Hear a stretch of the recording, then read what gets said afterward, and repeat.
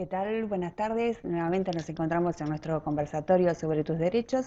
En esta oportunidad vamos a hablar sobre coaching y derechos. La idea es brindar aportes para una mejor convivencia y tratar de ver, digamos, de qué forma el coaching puede aportar justamente al día a día en nuestro andar por la lucha de los derechos, por la no vulneración de ellos y saber cómo quizás gestionar las emociones, trabajar la empatía, trabajar distintas cosas que nosotros quizás si no conocemos, a veces se dificulta la convivencia y el trato diario con justamente los derechos. Así que en esta oportunidad tenemos la participación muy especial de dos grandes amigos que les agradezco un montón que estén acá. Ellos son Mónica Baum y Miguel Prigionero. Bueno, Mónica es experta en desarrollo personal, es periodista, y Miguel es coach profesional, así que entre los dos vamos a ver qué aportes podemos sacar y conversar, simplemente tener una charla muy informal sobre esto y justamente sacar lo mejor para aportar, digamos, en el día a día. Así que los presento, ¿qué tal? Buenas tardes, ¿cómo están? ¿Cómo estás? ¿Cómo estás, Natalia? Muy bien, ¿ustedes, Miguel? ¿Me escuchas bien? ¿Cómo estás? Sí, sí, ¿cómo estás? Buenísimo. Acá estamos tratando de ver qué aportes puede brindar el coaching a nuestro día a día, ¿no? Que justamente nosotros trabajamos con este público de trabajo, de que, bueno, que en general siempre trata de tener alguna mejor convivencia, ¿no? Tratar de decir, bueno, me informo para que no vulneren mis derechos, me informo para saber cómo reclamar a una obra social que no está cumpliendo, me informo para saber cuáles son los plazos, las cuestiones que los servicios públicos tienen que cumplir, digamos, todo eso hay un desgaste personal del día a día que a veces uno quizás tiene que tener en cuenta para algunas cuestiones para no irse para el otro lado y que la ira, las emociones, digo, cómo controlar todo eso y que tiene mucho que ver en esto del coaching, ¿no? Entonces, la idea era tratar de ver cómo poder conjugar estos dos grandes temas y bueno, y sacar algo en concreto. Así que no sé, Miguel, si querés arrancar un poquito con todo esto, ¿no? O sea, ¿qué te parece a vos dentro del coaching que nosotros como personas de a pie, ¿no? De trabajo del día a día, nosotros podemos tratar de involucrarnos en el coaching y sacar lo mejor de ellos para el día a día, ¿no? Entonces, cómo gestionar las emociones, ¿qué te parece a vos que podemos eh, tratar o sea, con este aporte a la gente poder ayudarla? Bueno, si les parece, hablamos algo de las emociones. Ujú. Es muy necesario, digamos, disponer de herramientas. Y yo antes que nada, quiero que recordemos que nosotros los seres humanos, ¿no? Nos distinguimos de otros seres vivos que están acá en este planeta porque somos seres racionales. Y tenemos un cerebro diferente al que tienen el resto de los seres, y es el cerebro que se conoce como la corteza prefrontal, o neocórtex, también conocido, muy conocido con ese nombre, y allí reside la forma en que nosotros razonamos, pensamos, imaginamos un futuro, hacemos planes también para el futuro, y por sobre todo reside allí el lenguaje, que es la forma en que nosotros nos comunicamos con las otras personas, con nuestros seres queridos, amigos. Y es importante que en este tema de la comunicación, eh, la forma en que nos comunicamos, es decir, nos comunicamos desde el lenguaje verbal, es decir, lo que decimos, pero también lo hacemos desde el cuerpo, es decir, el lenguaje no verbal, que después seguramente Mónica algo nos podrá aportar allí también, ¿no? Y además de estas dos, también nosotros nos comunicamos a través de las emociones, ¿no? Bueno, entonces vean qué importante que es poder manejar correctamente las emociones y hacer un buen uso de ellas, y a veces nos encontramos con algunas emociones que nos ponen en apuros. Por ejemplo, el enojo, ¿no? Tan conocido por todos. Para ello, bueno, quiero contarles qué es el enojo o cómo se ve desde el punto de vista del coaching. El enojo nace a partir de una frustración. Nosotros vamos tras objetivos y en el transcurso de ese camino nos encontramos día a día con frustraciones, por ejemplo, no sé, que un amigo lo invitamos a comer a las 10 de la noche y le decimos, bueno, te esperamos con la comida caliente, y aparece a las 11, y ahí empieza a aparecer algunas cuestiones. Por ejemplo, pasa algo cuando nosotros nos enojamos, porque el cuerpo, de manera automática, lo que hace, genera una sobrecarga de energía, que es unos neurotransmisores conocidos como adrenalina y noradrenalina, que nos preparan para la lucha. No da para agarrar a nuestro amigo, ir a golpearlo porque llegó a las 11. Entonces, bueno, a esto nos pasa siempre, es decir, según el tipo o el nivel de enojo que tengamos, esa sobrecarga va de menos a más. Entonces aquí yo les quiero aportar algunas ideas que trabajamos en coaching de cómo el enojo lo podemos, digamos, manejar de tal forma que nos resuelva cosas en vez de destrozarlo, ¿no? Por ejemplo, no podemos con esa energía que tenemos, a sobreenergía, ir contra las personas, sino podemos seguir unos tips. Por ejemplo, son 3 pasos que les recomiendo que hagamos cada vez que sintamos ese enojo, ¿no? El primero de ellos es descargar físicamente esa sobrecarga que tenemos en el cuerpo. ¿Cómo lo podemos hacer? Bueno, algunos lo harán, por ejemplo, pegando un grito. También hay que buscar el lugar para hacerlo, ¿no? Otros a través de lo que es en las manos, poder golpear algo, por ejemplo, una almohada, o si no, no sé, si a alguien le gusta bailar, poner música y empezar allí a bailar. De esa manera se descarga y volvemos a estar con una cierta estabilidad que nos permite volver en nosotros mismos. También hay otras, como ser las técnicas de respiración, nos ayuda muchísimo, o como nos decían nuestros padres y abuelos, contá hasta 10 cuando necesites, no sé, calmar un enojo antes de hablar, ¿no? Ese es el primer paso. El segundo es lo que se llama descarga emocional. Y esto recomendamos hablar con algún conocido, algún amigo, algún conocido puede ser también un familiar, y contarle lo que nos pasó.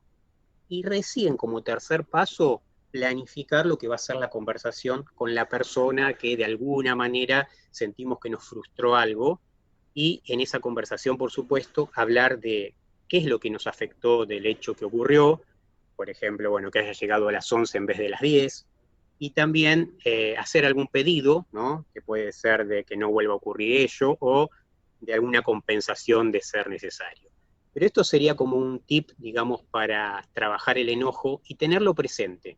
Tú sabes que lo uso bastante también y me funciona, y bueno, y como todos los hábitos, hay que hacerlos y repetirlos. Así que este sería como un consejo en relación al enojo. Buenísimo. Sí, la gestión del enojo, ¿no? Porque el enojo todos nos vamos a enojar y a lo mejor está bien enojarse. El tema es Está cómo, muy bien, sí, sí. claro, porque Lo que pasa tampoco es que no decir se va todo a que sí, evitar enojarnos, claro, no vamos a evitarlo, pero sí saberlo gestionar como vos dijiste. Así que claro, claro, claro. Que- y Moni, y sobre el tema que vos venís trabajando hace bastante ya y todo lo que incluye el desarrollo personal, ¿no? Y todas las herramientas también de esta gestión de emociones. Bueno, vos, si querés comentar un poquito qué venís haciendo, dónde apuntás, digamos, tu trabajo y contar, digamos, si dentro de todo eso podés también tener alguna conclusión sobre aportes para el tema que estamos desarrollando ahora, que es la mejor convivencia, ¿no? Sí, mira, yo desde hace varios años vengo haciendo entrevistas periodísticas a diferentes mentores y líderes de diferentes disciplinas y terapias. Obviamente que entrevisté a un montón de coaches también, porque aparte el coaching tiene como una aplicación muy pragmática.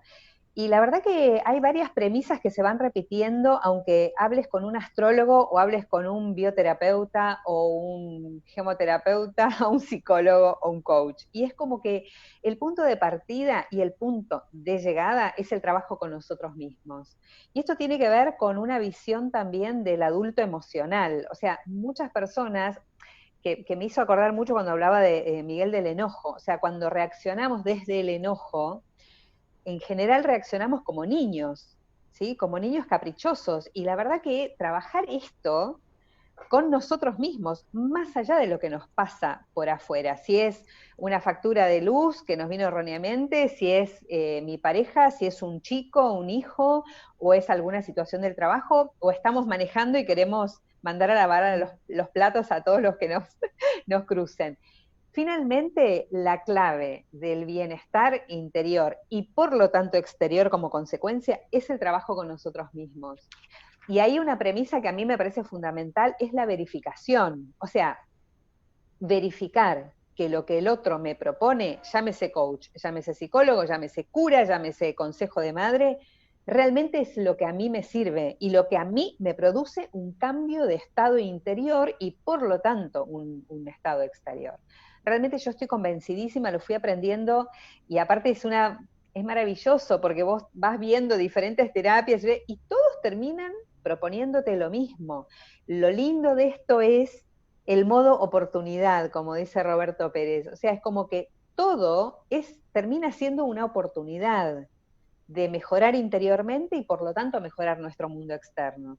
Y los que trabajan con, por ejemplo, con el transgeneracional, con constelaciones, con bioneuroemoción, van mucho más allá, porque dicen que cuando uno modifica una conducta y modifica la herida básica que produce este comportamiento tóxico, cuando uno logra sanar esto en el fondo, modifica también las consecuencias en nuestra descendencia. Digo, cualquiera de nosotros soñaría que nuestros hijos se comporten con una madurez emocional superior a la nuestra. Más allá de que ellos tienen que caminar también, hacer su recorrido, pero si nosotros podemos modificar nuestra vida interior, nuestra conducta y ver qué es lo que generó, por ejemplo, el enojo, eso después va a traer consecuencias en toda nuestra calidad de vida y en todo nuestro entorno. Entonces es como que a mí la verificación de las propuestas que otros nos puedan hacer me parece crucial, porque esto también va en contra de esta cosa tan mágica del pensamiento positivo. Ay, vos visualizá porque te va a cambiar el mundo. No, no. Si la terapia desoye el dolor, si desoye lo que nos duele, la raíz de nuestras frustraciones, de nuestro sufrimiento, de nuestros problemas, nos sirve. O sea, esto no es tapar con una pildorita mágica de la repetición de que, ay, yo quiero ser rica, yo quiero ser flaca, yo quiero ser sana, yo quiero el mejor todo. Este no es el camino.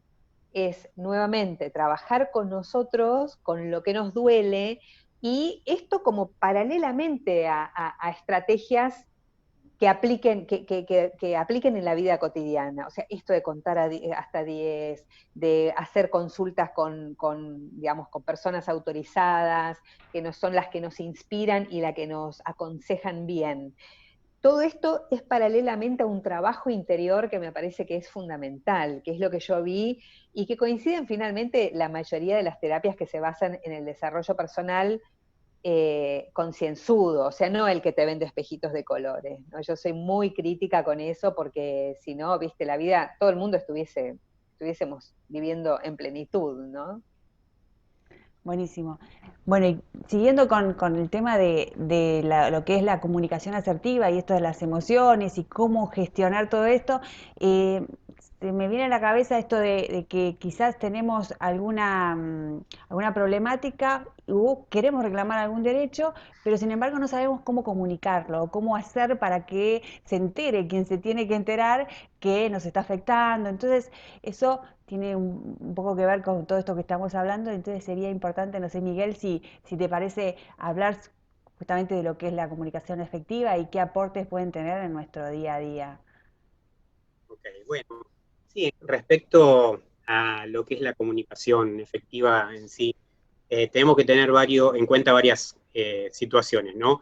Hablar con asertividad, ¿no? La palabra de asertividad viene de alguna manera de firmeza, y poder decir realmente lo que uno quiere decir. Esto es un punto medio entre no guardarse nada y hablar con una especie de sincericidio donde decís las cosas que te vienen en la cabeza y no tenés en cuenta al otro. Ese punto intermedio es importante tenerlo en cuenta para comunicar correctamente o hacer alguna especie de reclamo, que es lo que se estaría pensando en esta situación, ¿no? También estaría hablando también cuando hablamos de la asertividad, tener claro, por ejemplo, cuando uno dice, ¿escucharon esa frase que dice no digas sí cuando quieras decir no? Bueno, justamente hay un libro muy, muy interesante que recomiendo que dice lo mismo, y la idea es esa, justamente que nosotros podamos siempre tener clara esa declaración fundamental de saber decir que no. Y bueno, yo creo que en los derechos que uno va teniendo hay que saber en qué momento poder decir no, y hasta a veces algo que en algún momento dijimos sí, decir basta. Es otra declaración fundamental como para decir, bueno, esto hasta acá me sirvió, pero de ahora en más poner en claro que no quiero más esto y decir el basta, ¿no? Estas son todas como ideas que tienen que ver con desde adentro hacia afuera sentirse, digamos, asertivos y escucharse, porque en definitiva es eso, ¿no? Poder expresar lo que uno quiere. Ahora, cuando vamos a reclamar de manera efectiva algo, un reclamo, es decir, podría ser una promesa o un derecho que no se cumplió, entonces ahí podríamos pensar en una especie de conversación de reclamo, ¿no? Y cuando nos encontramos con este tipo de conversaciones, ir pensando y preguntarnos, bueno, ¿qué es lo que quiero reclamar? Tener claro qué quiero obtener. Y cuando voy a expresar mi reclamo, llevar hechos, no llevar lo que son los juicios, que en definitiva no nos sirven para poder, digamos, confirmar lo que estamos diciendo. Entonces, tener claro cuáles son los hechos que nosotros estamos llevando en el momento que queremos hacer un reclamo. Y también la forma de cómo decirlo va a ser importante. Acá volvemos a lo anterior, la comunicación verbal, qué decimos, el contenido, la no verbal, el tono, la forma en que lo vamos a hacer, y también lo emocional. Todo eso va a sumar en una especie de comunicación efectiva ante un reclamo. Y por otro lado, también no olvidarnos que del otro lado hay alguien que está recepcionando este reclamo, es un observador como diferente a nosotros, por lo tanto tiene intereses y motivaciones diferentes, ¿no? Y en ese caso también tener en cuenta que existe un otro y ser respetuoso ante eso, ¿no? Y otra cosa que me gustaría para ir cerrando es cuando nosotros de alguna manera estamos comunicando, usar siempre un lenguaje más bien generativo y no un lenguaje de víctima donde vas y le decís, vos me hiciste esto, vos lo otro. Entonces, ahí tener cuidado, estar hablando de qué es lo que pasó del hecho, de lo que en realidad estamos de alguna manera tratando de reclamar, ¿sí? Así que bueno, esto sería como unas ideas como para hablar de manera efectiva. Claro, sí, la importancia de la comunicación y eso que ahí quizás podemos seguir con Mónica y esto de la comunicación asertiva, pero ¿qué hay del tema de la comunicación no verbal? Bueno, Mónica es comunicadora social, entonces nos puede aportar desde ese lado quizás un poco dentro de su experiencia y dentro de lo que es el desarrollo personal, digo, cómo hacer, digamos, para que nosotros seamos entendidos hasta en los gestos, ¿no? O sea, la importancia que hay dentro de la comunicación de lo gestual, de lo que es lo no verbal. No sé, Moni, si querés hablar un poquito de todo eso, me parece súper Sí. interesante. Sí, a mí me encanta la palabra asertividad, me encanta porque tiene mucha fuerza intrínseca, o sea, está muy cargada de significación.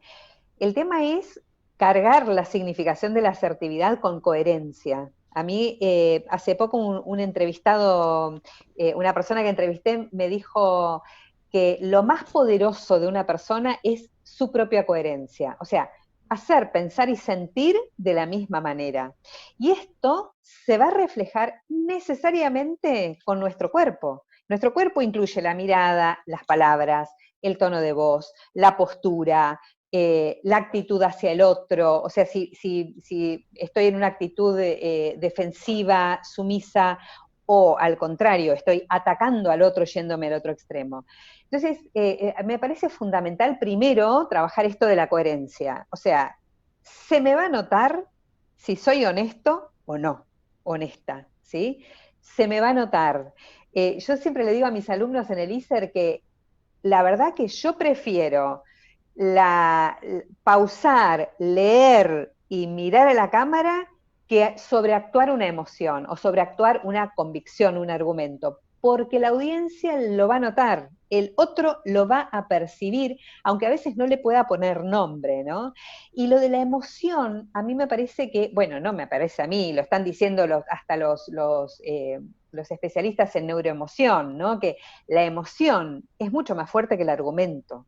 El argumento racional se ancla en la emoción. Y ahí aprender a manejar las emociones, cómo transmitir con ciertas emociones, no deja de ser, no es una incoherencia.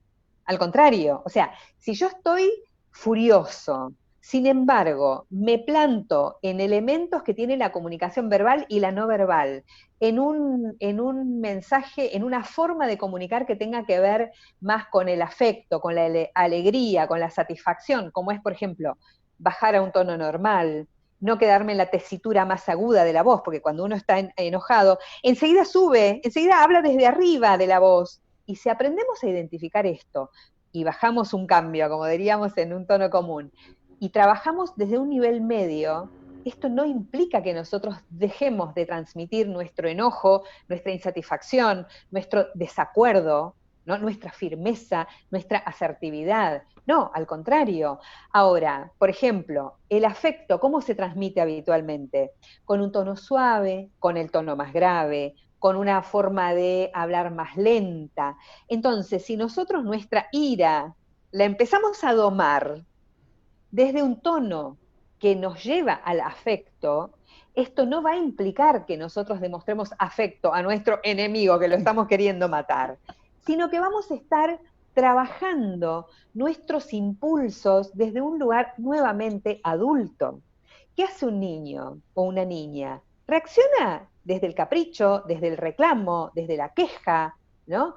Ahora, esto es legítimo en un niño, en un niño. Entonces, nosotros pararnos arriba, y entonces, digamos, no está de más conocer los recursos que tiene cada emoción para manifestarse en el cuerpo y en la voz, o sea, en la comunicación no verbal y en la comunicación verbal. Entonces, por ejemplo, la impaciencia. La impaciencia, habitualmente, nosotros cuando estamos impacientes, hablamos más rápido.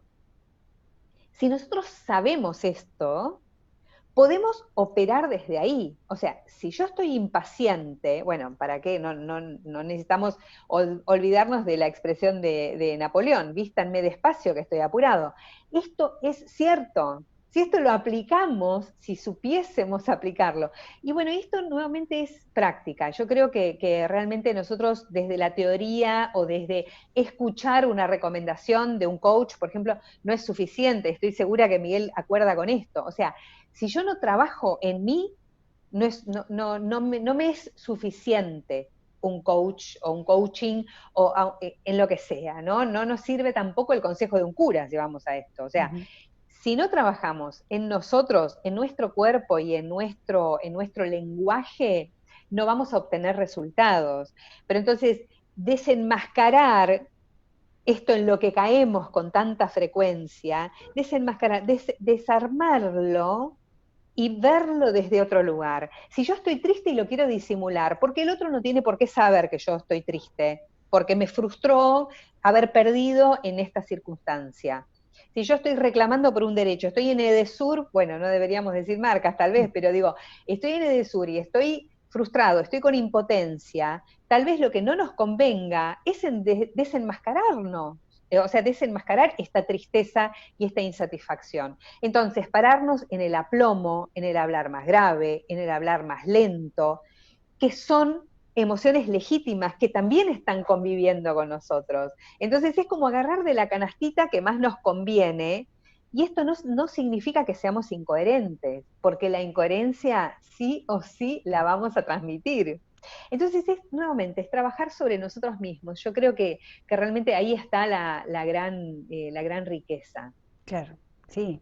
Y esto de la comunicación no verbal, ahí es un tema también, ¿no? Y esto de lo que hablas del tema de la voz, a mí, bueno, vos sos locutora y también sabés hablar muy bien y se nota, y cuando hablas de voz, de voces y de todo eso, me parece súper interesante porque Sí, también el tono, ¿no? El agudo, el grave, cómo marca sí. distintas Es Fundamental. súper interesante todo esto que decís, pero el tema es que cuando uno le está pasando algo, no se acuerda de todo este manual entonces, ¿hasta dónde? O sea, Sí. eso es lo que, por eso la práctica es lo mejor, pero y quizás, ¿no? Si uno ya sabe que va a enfrentarse con una situación, sí ir preparado a decir, bueno, ¿hasta dónde no me desbordo? ¿Cómo puedo manejar esta situación con alguna de estas Sí, herramientas, ¿no?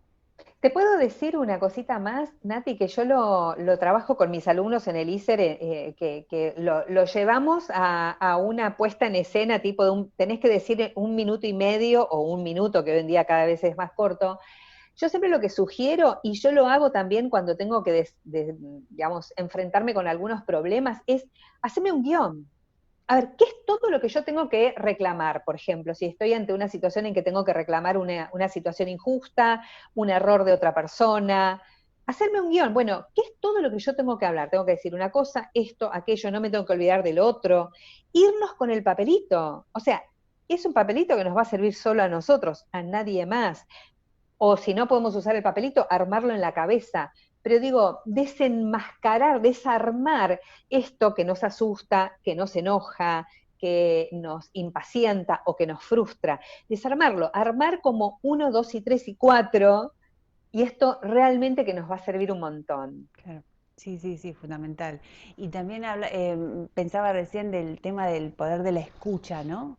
Eh, Uh, el poder de la escucha y cómo poder manejar todo a través de los tiempos, ¿no? Vos hablabas esto de los tiempos y también darle el tiempo al otro, ¿no? A que si me quiere decir algo y después poder, todo esto bueno, quizás Miguel también ahí tiene algo para aportar, pero también en lo que es el conflicto del día al día, o sea, hay también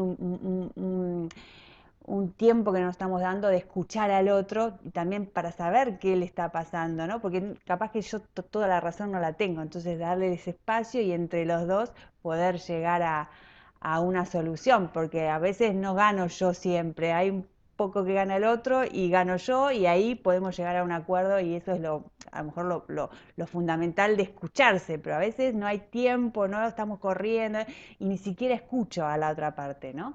No sé si alguno quiere Yo aportar de... Sí. quería agregar algo ahora que me estabas hablando de la escucha y Ujú, también de esta, te escuché a vos justo cuando dijiste, bueno, pero en el día a día como que todas estas cuestiones que ahora lo decimos así no nos salen ujú, automático. Pero les voy a dar como una idea que está buenísima y esto tiene que ver con las neurociencias, que vieron que nuestro cerebro tiene una característica que es la plasticidad, donde se han guardado ahí los hábitos, las formas repetitivas de reaccionar. Pero si nosotros dejamos de usar esas redes neuronales y empezamos a usar otras, como ser esta, empezar a manejar el enojo de otra manera, entrenar la escucha, de esa manera nosotros vamos de a poquito y está constatado que aproximadamente 30 días, si uno lo hacemos de manera consecutiva, empezamos a hacer cambios muy importantes y cambios de hábitos. Por lo tanto, es un buen mensaje empezar a comprometernos con lo que queremos cambiar, porque una cosa es decir, bueno, lo hago una vez cada tanto, eso no va a servir, pero si empezamos a vigilarnos, esto que dice Mónica también de ir desarmando, empezar a comprometernos con estos mini objetivos que podría ser empezar a tener una escucha diferente. Escucha es un tema que daría para una charla entera, así mm, que ujú. nada, si empezamos ahora podemos quedarnos un par de horas. Es muy interesante, creo que es la clave a bastante de la comunicación también. Y yo creo que llevarnos esta idea de poder empezar a entrenarnos en todas estas cuestiones que nos cuestan o que no están siendo, no nos llevan a resultados que queremos, ¿sí? Claro, Así que claro. eso quería comentar. Eso. Y también en la conversación que estábamos teniendo, esto de la incertidumbre, ¿no? Cómo manejarla y sobre todo en esta época, ¿no? Y también es parte de lo que es las emociones y cómo está todo distinto a lo que habitualmente está. Y estamos transitando todos en casa, con cuarentena, sin cuarentena, no sé, digo, es una situación totalmente distinta a la que nos toca en esta época y también el manejo de las emociones y la incertidumbre también está ahí a flor de piel, ¿no? Porque ninguno de nosotros sabe qué va a pasar, o sea, nunca sabemos, pero ahora mm. menos, no Tal tenemos cual, ninguna tal cual. estabilidad en ninguno de los rubros que nos manejamos habitualmente, ni los chicos en el colegio, ni el trabajo, no sabemos nada, la verdad, nada. y eso también afecta, ¿no?, en nuestro día a día y en esto de lo que estábamos hablando antes. Me parece que está bueno como resaltarlo, ¿no?, por una situación trascendental que estamos atravesando. Pero, pero quizá como para también cerrar, y si quieren tomar parte de esto, hacer una especie de conclusión o de mapeo de todo lo que vivimos viendo, como para concluir en una serie de aportes, de tips, de lo que a ustedes se les ocurra como para esto, ¿no?, de la plasticidad cerebral que hablaba Miguel, pero bueno, ¿qué incorporar entonces en esto como para ejercitarlo y hacerlo todo el tiempo y que después me surja espontáneamente sin andar con un machete o no sé, digo, algunas cosas que a ustedes se les ocurra como para ir cerrando como conclusión de toda esta charla que venimos teniendo? No sé, ¿quién quiere arrancar? Como quieran, decime vos. Como quieras. Lo que como Mira, quieran, yo sí. lo que yo estaba pensando, Nati y Miguel, que me parece que es sustancial, es mantener una amorosidad con nosotros mismos. Esto implica, porque yo personalmente soy una persona también un carácter muy explosivo y frecuentemente me encuentro sin la capacidad de practicar todo esto, ¿no?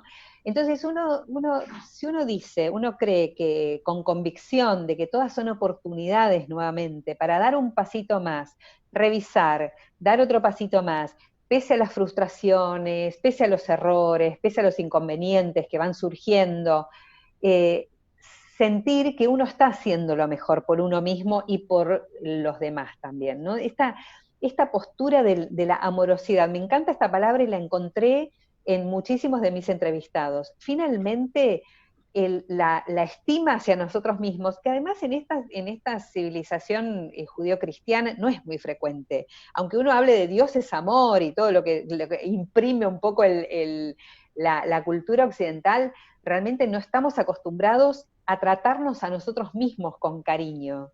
Y yo creo que esto es realmente fundamental. Tenernos paciencia, volver a empezar, decir que uno esto lo está haciendo porque uno busca un bienestar interior más allá del bienestar exterior.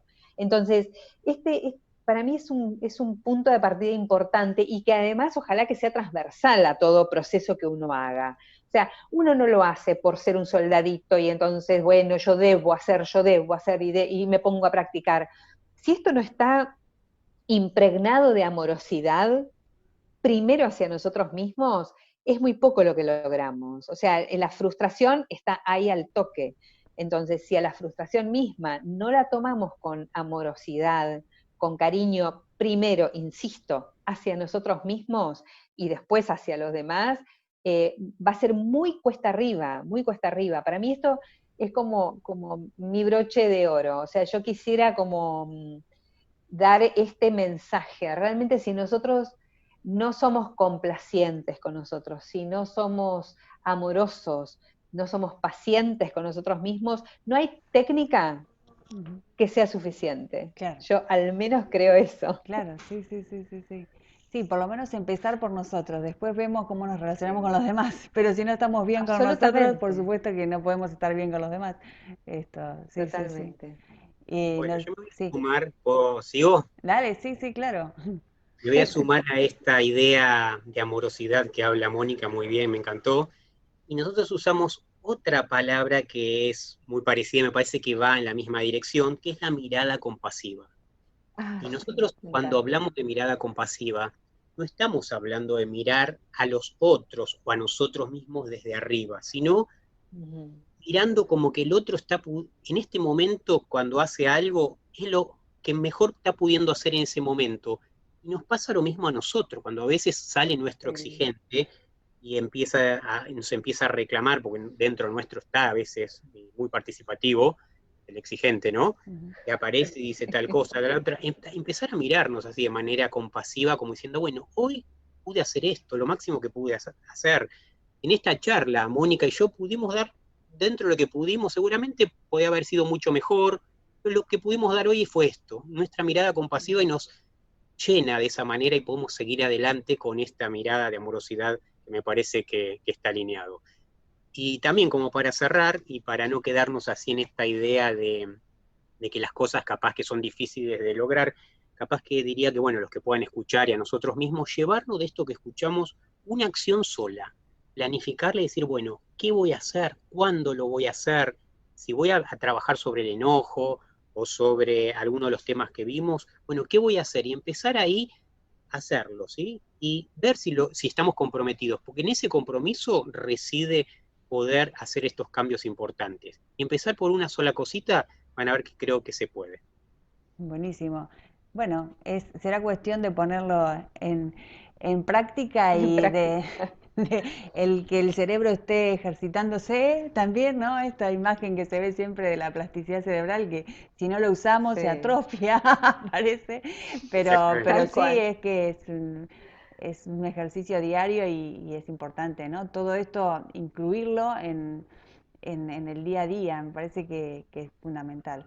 Así que a arrancar, a ver cómo generamos mejor convivencia entre todos, con nuestra familia, con nuestros, digamos, relaciones laborales, digo, hay un montón de cosas y que siempre, siempre yo como veo, todo está atravesado por el derecho, porque la verdad que no tenemos que Mm, ver el derecho allá alejado y está, no, el derecho está para la mejor convivencia justamente, la idea es que somos seres absolutamente. sociales y todo se vincula a través de las normas, porque si no, hay algunos que serían más piolas que otros, entonces la idea de las normas es poner un poco de orden ahí, pero bueno, en realidad cuando alguien está haciendo algo que no corresponde, corresponde que otro se lo diga, y bueno, entonces, ¿de qué forma y Sí, cómo? Y ahí entonces entran a jugar todas estas cosas que me parecía importante incluir porque creo que es parte del día a día y está involucrando todo el tiempo con todos estos temas que trabajamos. Así que muchísimas gracias, ¿eh? Y seguiremos hablando seguramente a de otras vos. cosas,